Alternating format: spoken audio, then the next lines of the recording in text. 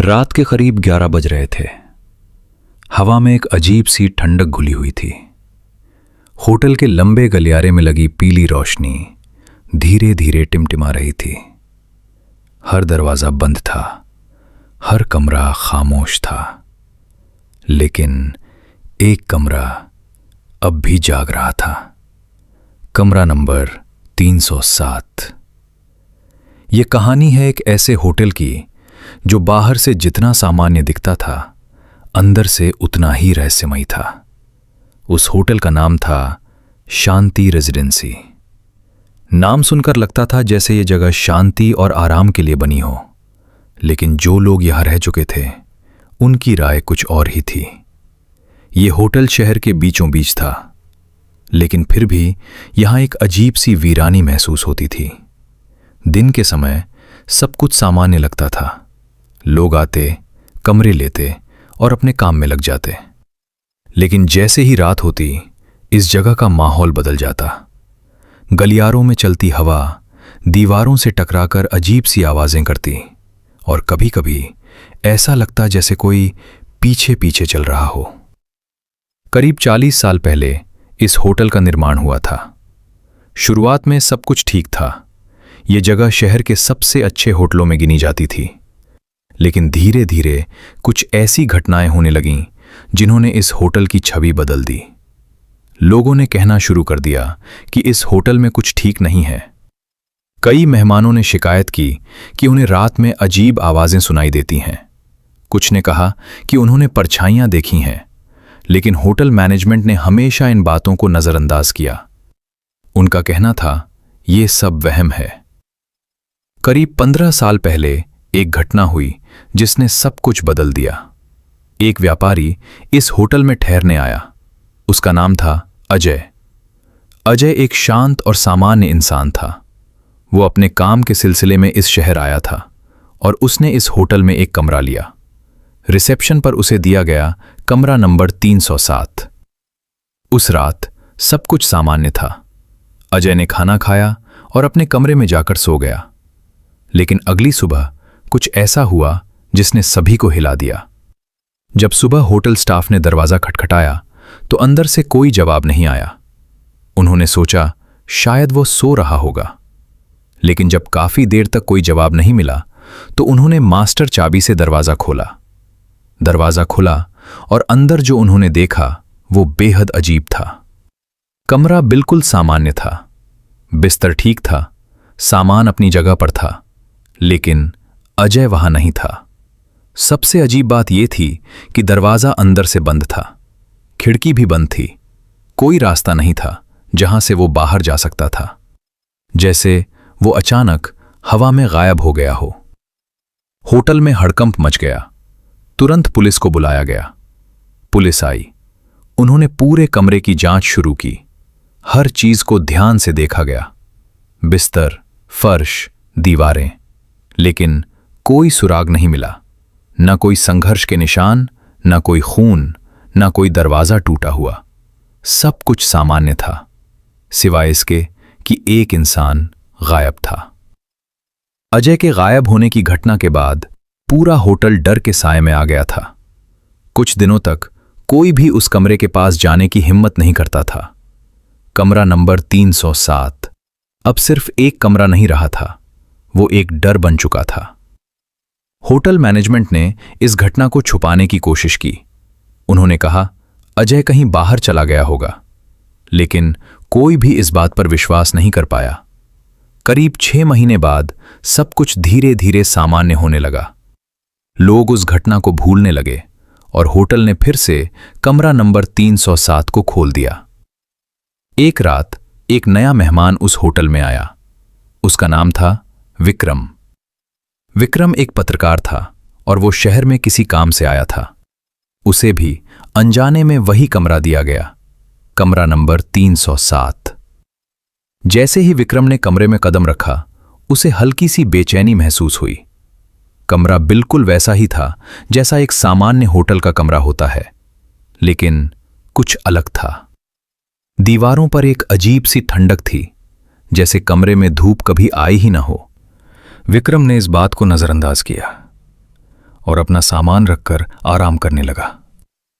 रात के करीब 1 बजे विक्रम अचानक जाग गया। उसे लगा जैसे किसी ने उसका नाम लिया हो। विक्रम। वो चौंक गया और चारों तरफ देखने लगा, लेकिन कमरे में कोई नहीं था। कुछ ही सेकंड बाद उसे फिर वही आवाज सुनाई दी, इस बार थोड़ी और स्पष्ट। विक्रम। उसका दिल तेज धड़कने लगा। वो धीरे धीरे उठकर दरवाजे की तरफ बढ़ा। दरवाजा खोला। बाहर फिर वही सन्नाटा। विक्रम वापस कमरे में आया। अब वो पूरी तरह जाग चुका था। उसने कमरे की हर चीज को ध्यान से देखना शुरू किया। तभी उसकी नजर पड़ी अलमारी पर। अलमारी का दरवाजा थोड़ा सा खुला हुआ था। विक्रम धीरे धीरे अलमारी के पास गया। उसने दरवाजा पूरी तरह खोला। अंदर कुछ भी नहीं था, लेकिन अचानक अलमारी के अंदर से ठंडी हवा का झोंका आया। विक्रम पीछे हट गया। उसे महसूस हुआ कि वो अकेला नहीं है। अचानक कमरे की लाइट झपकने लगी। 1 बार, 2 बार और फिर पूरा कमरा अंधेरे में डूब गया। विक्रम ने मोबाइल की टॉर्च ऑन की और तभी उसे एक परछाई दिखाई दी। वो परछाई दीवार पर धीरे धीरे हिल रही थी, जैसे कोई वहां खड़ा हो। विक्रम ने हिम्मत करके आवाज लगाई, कौन है वहां? लेकिन कोई जवाब नहीं आया। जैसे ही वो आगे बढ़ा, वो परछाई अचानक गायब हो गई। कमरे में फिर से खामोशी छा गई। सुबह होते ही विक्रम ने होटल छोड़ दिया, लेकिन जाने से पहले उसने मैनेजर से एक सवाल पूछा, इस कमरे में पहले क्या हुआ था? मैनेजर कुछ देर तक चुप रहा। फिर उसने धीरे से कहा, सर, यह पहला मामला नहीं है। मैनेजर ने बताया कि इस कमरे में पहले भी कई लोग गायब हो चुके हैं और हर बार एक ही चीज होती है, दरवाजा अंदर से बंद और इंसान गायब। अब यह साफ हो चुका था कि यह सिर्फ एक घटना नहीं थी, यह एक सिलसिला था जो सालों से चलता आ रहा था। विक्रम होटल छोड़ चुका था, लेकिन उसका मन अब भी उसी कमरे में अटका हुआ था। कमरा नंबर 307 अब उसके लिए सिर्फ एक अनुभव नहीं था, बल्कि एक रहस्य बन चुका था। एक पत्रकार होने के नाते वो इस मामले को ऐसे ही छोड़ नहीं सकता था। उसने ठान लिया कि वो इस रहस्य की जड़ तक जाएगा। अगले ही दिन विक्रम शहर के पुराने रिकॉर्ड ऑफिस पहुंचा। वहां धूल से भरी फाइलें पड़ी थीं। उसने होटल से जुड़े पुराने दस्तावेज ढूंढने शुरू किए।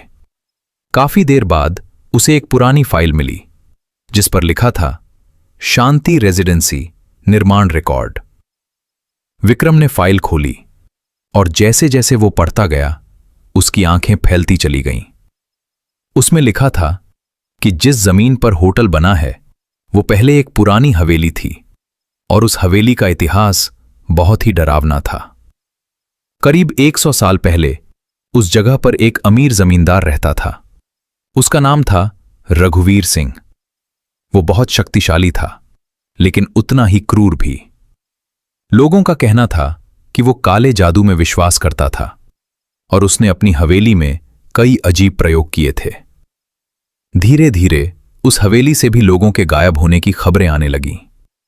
जो भी वहां काम करता, वो कुछ दिनों बाद अचानक गायब हो जाता। लेकिन कोई भी उसके खिलाफ कुछ कहने की हिम्मत नहीं करता था। एक रात उस हवेली में आग लग गई। पूरी हवेली जलकर राख हो गई और रघुवीर सिंह भी उसी में मारा गया। लेकिन लोगों का कहना था कि उसकी आत्मा अब भी वहीं मौजूद है। विक्रम ने जब यह सब पढ़ा तो उसे एक कड़ी समझ में आई। होटल उसी जगह बना था और कमरा नंबर 307 ठीक उसी स्थान पर था जहां पहले हवेली का गुप्त तहखाना था। विक्रम के दिमाग में अब एक ही बात घूम रही थी, क्या यह सब उसी हवेली से जुड़ा है? सच्चाई जानने के लिए विक्रम ने एक बार फिर होटल लौटने का फैसला किया। इस बार वो तैयार था।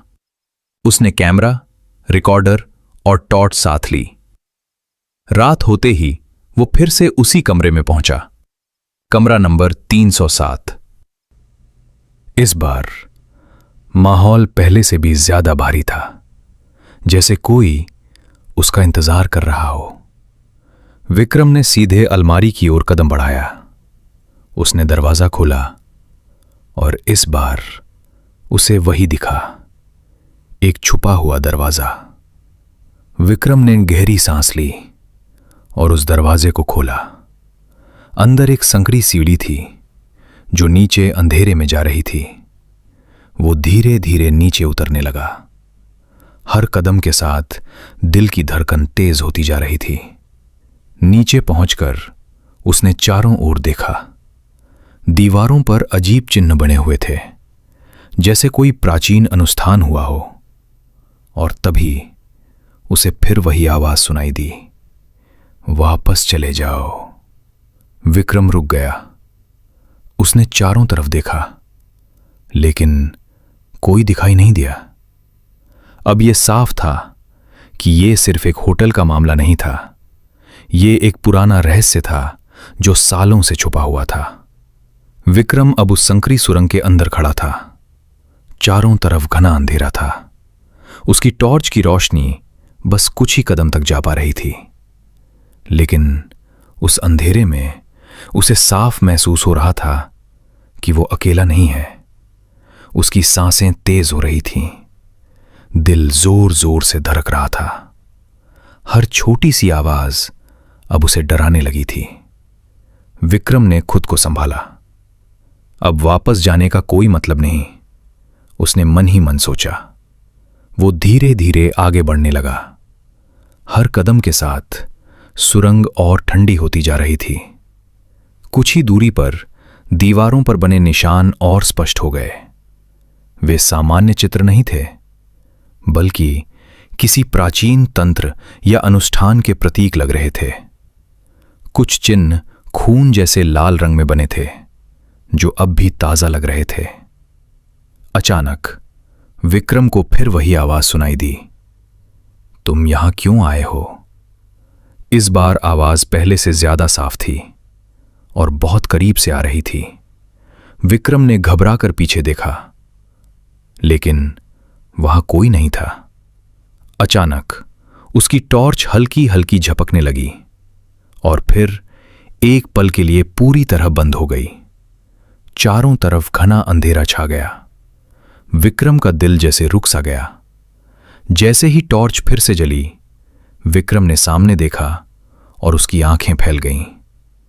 उसके सामने एक परछाई खड़ी थी। वो इंसान जैसी थी, लेकिन पूरी तरह काली। उसका कोई चेहरा नहीं था, बस एक अंधेरा। विक्रम पीछे हट गया। उसका शरीर कांपने लगा। उसने धीरे से पूछा, तुम कौन हो? लेकिन कोई जवाब नहीं आया। अचानक वो परछाई तेजी से उसकी ओर बढ़ी। विक्रम गिर पड़ा। उसकी टॉर्च हाथ से छूट गई और फिर सब कुछ अंधेरे में डूब गया। कुछ देर बाद विक्रम की आंखें खुलीं। वो खुद को उसी सुरंग में पाया, लेकिन अब वहां कोई नहीं था। सब कुछ शांत था, जैसे कुछ हुआ ही नहीं। विक्रम ने फिर से हिम्मत जुटाई और आगे बढ़ा। कुछ दूरी पर उसे एक बड़ा कमरा दिखा। ये शायद वही पुराना तहखाना था। उस कमरे के बीचों बीच एक पुरानी कुर्सी रखी थी और उसके आसपास वही अजीब चिन्ह बने हुए थे, जैसे यहां कोई अनुष्ठान किया गया हो। अचानक विक्रम को महसूस हुआ कि कोई उसके पीछे खड़ा है। वो धीरे धीरे मुड़ा और फिर उसने जो देखा वो उसकी जिंदगी का सबसे डरावना पल था। अब सच्चाई सामने आने वाली है, लेकिन क्या विक्रम उस सच्चाई को सह पाएगा? विक्रम धीरे धीरे पीछे मुड़ा। उसका दिल इतनी तेज धड़क रहा था जैसे अभी बाहर आ जाएगा। और फिर उसने जो देखा वो किसी भी इंसान के लिए सहन करना मुश्किल था। उसके सामने एक इंसान खड़ा था, लेकिन वो पूरी तरह सामान्य नहीं था। उसका चेहरा धुंधला था, आंखें पूरी तरह काली और शरीर जैसे परछाई से बना हो। विक्रम ने कांपती आवाज में पूछा, तुम कौन हो? कुछ सेकंड तक सन्नाटा रहा। फिर वो आकृति धीरे धीरे बोली, मैं वही हूं जिसे इस जगह ने कभी जाने नहीं दिया। विक्रम को अचानक सब समझ में आने लगा। ये वही था रघुवीर सिंह, जिसकी हवेली यहां थी, जिसने काले अनुष्ठान किए थे और जिसकी आत्मा अब भी यहां बंधी हुई थी। वो आकृति आगे बढ़ी। मैंने अपनी शक्ति बढ़ाने के लिए लोगों की आत्माओं को बांध लिया, और जो भी यहां आता है वो कभी वापस नहीं जा पाता। विक्रम अब पूरी तरह डर चुका था। उसने पीछे हटने की कोशिश की, लेकिन उसके पैर जैसे जमीन में जम गए थे। विक्रम ने पूरी ताकत लगाई और भागने की कोशिश की। वो तेजी से सीढ़ियों की ओर भागा, लेकिन पीछे से वही आवाज आई, तुम बच नहीं सकते। विक्रम ऊपर की ओर भाग रहा था। उसकी सांसें तेज हो चुकी थीं। जैसे ही वो कमरे में पहुंचा, उसने दरवाजा खोलने की कोशिश की, लेकिन दरवाजा नहीं खुला। अचानक कमरे की लाइट बंद हो गई और फिर कमरे के कोने में वही परछाई दिखाई दी। वो धीरे धीरे उसकी ओर बढ़ रही थी। विक्रम चिल्लाया, मुझे जाने दो, लेकिन कोई सुनने वाला नहीं था। अगली सुबह होटल स्टाफ ने दरवाजा खोला।